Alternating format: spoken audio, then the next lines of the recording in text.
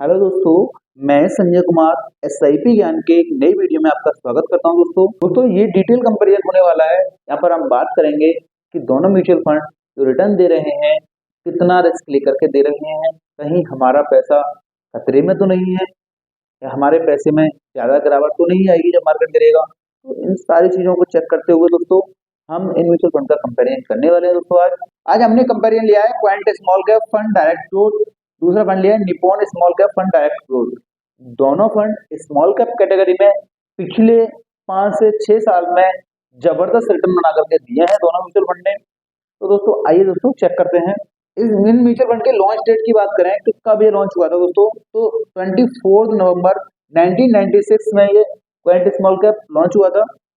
Nippon की बात करें 16 सितंबर 2010 में ये म्यूचुअल फंड लॉन्च। अब दोस्तों बात करें इसका एएम साइज यानी कितना पैसा लोगों ने इसमें लगा चुके हैं दोस्तों, तो 15,663 करोड़ रुपए का अमाउंट क्वांट स्मॉल कैप में लगा चुके हैं लोग। निप्पॉन स्मॉल कैप का साइज है 45,894 करोड़ रुपए का। ठीक है ना दोस्तों। एनएवी की बात करें, जो करंट एनएवी चल रही है जब ये वीडियो शूट हो रहा है दोस्तों, तो क्वांट स्मॉल कैप की एनएवी 255 रुपए 20 पैसे की है। निप्पॉन स्मॉल कैप की एनएवी 157 रुपए 88 पैसे की है। ठीक है दोस्तों। एक्सपेंस रेशियो की बात करें हम तो 0.7% का एक्सपेंस रेशियो क्वांट के द्वारा लिया जा रहा है, निप्पॉन के द्वारा 0.8% का एक्सपेंस रेशियो लिया जा रहा है। एक्सपेंस रेशियो दोस्तों वो फीस होती है जो फंड मैनेजर किसी फंड को मैनेज करने के लिए जो फीस लेता है वो एक्सपेंस रेशियो कहलाता है। ठीक है। बेंचमार्क की बात करें तो दोनों म्यूचुअल फंड का benchmark Nifty small cap 250 index है और यहाँ पर भी निफ्टी स्मॉल कैप 250 इंडेक्स के रिटर्न के आधार पर दोनों के बेंचमार्क दोस्तों फिर यहाँ पर होते हैं। अब आती है असली चीजें। रिटर्न की बात करें दोस्तों तो एक साल में इसने 66.95% के रिटर्न दिए हैं, यानी 66.95% के रिटर्न दिए हैं। 3 साल में 44.92% के रिटर्न दिए हैं। 5 साल में 37.77% के रिटर्न दिए हैं पिछले 5 साल में। यानी जब से ये फंड मर्ज होकर पॉइंट में आया है तब से इसने फंड ने जबरदस्त रिटर्न बना कर दिए हैं। ऑल टाइम की बात करें तो 19.74% के ऑल टाइम के इसके दोस्तों रिटर्न हैं। निप्पॉन स्मॉल कैप की बात करें, इसके रिटर्न किस तरह से हैं तो एक साल में 53.92% के रिटर्न है, 3 ईयर में 34.95% के रिटर्न है, 5 ईयर में 30.41% के रिटर्न है, ऑल टाइम में 26.88% के रिटर्न है। तो दोस्तों अगर हम कंपेरिजन करें यहाँ पर तो देखिए एक साल में पिछले एक साल में क्वांट ने ज्यादा रिटर्न दिया है, निप्पॉन ने रिटर्न थोड़ा सा कम दिया है। 3 साल के रिटर्न की बात करें तो भी क्वांट ने निप्पॉन को पीछे छोड़ा है दोस्तों। 5 साल की बात करें तो 5 साल में भी क्वांट स्मॉल कैप ने निप्पॉन को पीछे छोड़ रखा है।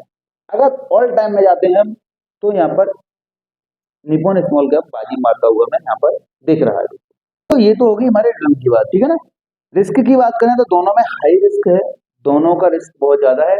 कुछ रिस्क रेशियो की बात करें दोस्तों तो कुछ रिस्क रेशियो के द्वारा हमें ये पता चलेगा कि ये फंड कितना रिस्क लेकर के हमें रिटर्न दे रहे हैं, ज्यादा रिस्क लेकर के दे रहे हैं, कौन सा फंड कम रिस्क लेकर के रिटर्न दे रहा है।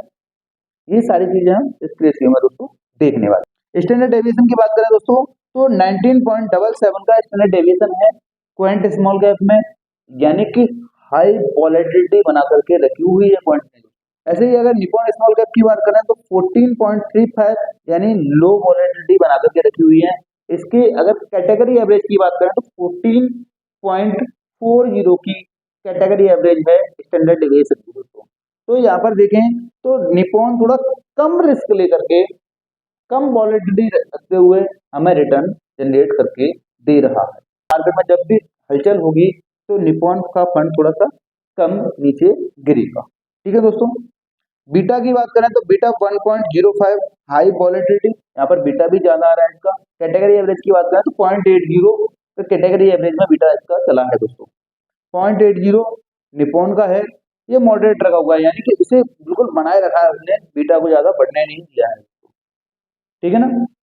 साफ रेशियो की बात करें तो दोस्तों क्वांट का 1.78 का है, निप्पॉन का 1.94 का है। ठीक है ना।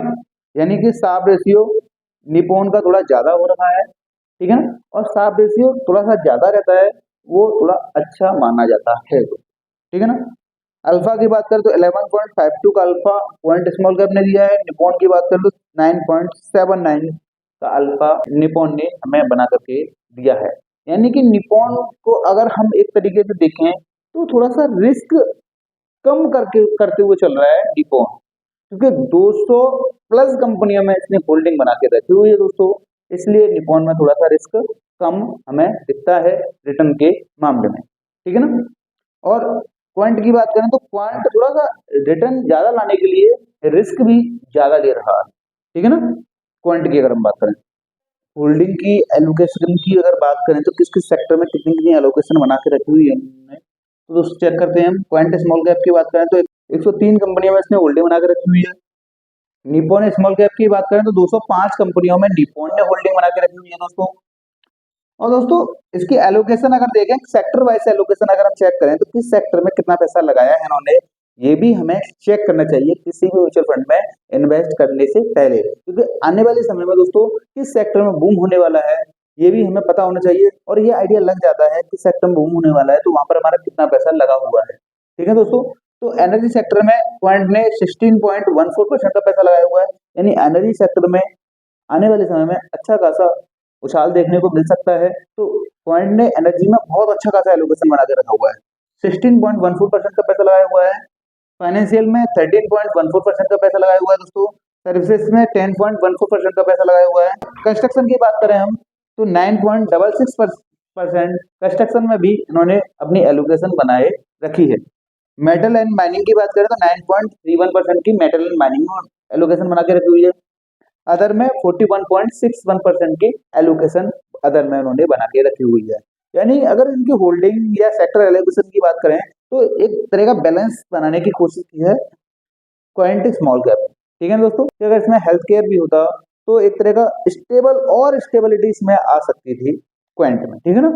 लेकिन यहाँ पर रिटर्न भी कम होने की संभावना रहती है, क्योंकि जितने ज्यादा सेक्टर्स आप लगाओगे, जितने ज्यादा सेक्टरों में पैसा लगाओगे तो वहां पर रिटर्न भी थोड़ा कम होने की संभावनाएं बनी रहती है।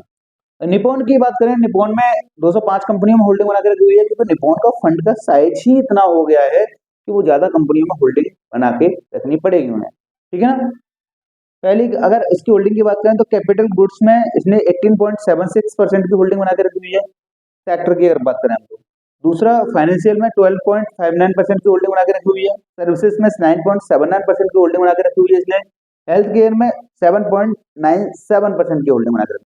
कस्टमर स्टेबलेस में 7.30% की। अदर एलोकेशन इसने 43.60 के अदर में एलोकेशन इन्होंने बना के रखे हुए हैं दोस्तों।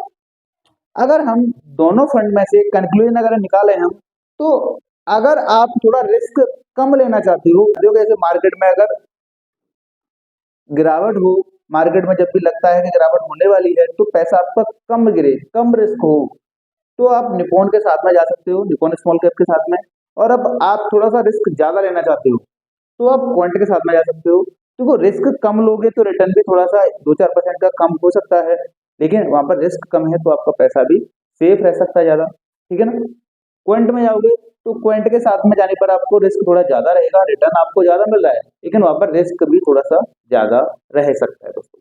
ये था दोस्तों quant small cap Nippon small cap में एक डिटेल कंपेरिजन। दोस्तों अगर वीडियो आपको अच्छा लगा हो तो वीडियो को लाइक करके जाइएगा, और अगर हमारे चैनल पर पहली बार आए हो तो चैनल को सब्सक्राइब करके जरूर रखिएगा दोस्तों, जिससे कि आने वाले समय में जितने भी वीडियो आएंगे उसका नोटिफिकेशन सबसे पहले आपके पास पहुंच जाए।